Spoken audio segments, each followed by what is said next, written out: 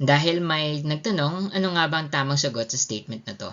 By the time the exam starts, the students blank their review. A finished, B finished, C will have finished, D had finished. Okay, kung titingnan natin yung statement, may clue na po tayo. Nandito po sa clause na to. Okay, nandyan po yung clue natin. So, sa mga gantong klaseng statement, para mas lalo nating maintindihan, kailangan natin silang i-translate sa Filipino.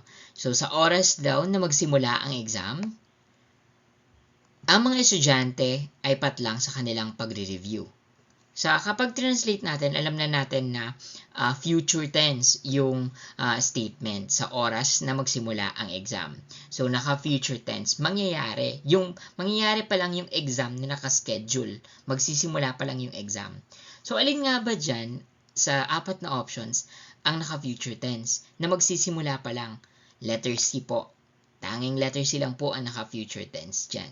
Okay? So, letter C po ang tamang sagot. Kung itatranslate natin sa oras na magsimula ang exam, ang mga estudyante ay dapat tapos na sa kanilang pagre-review.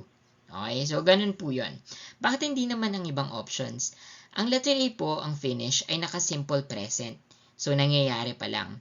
Ang letter B naman ay naka-simple past, finished.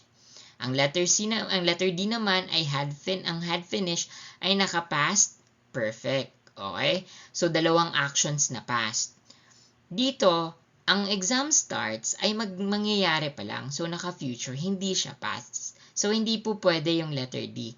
Okay? So, tatandaan lagi sa mga gantong klaseng statement, i-translate po ninyo sa Filipino para mas lalo nyong maintindihan. So, ang tamang sagot po dito ay letter C, will have finished. So, I hope meron kayong natutuhan. Ako ulit ito si Sir Justin na nagsasabing okay lang magkamali basta wag lang paulit-ulit na magkakamali. Okay, salamat!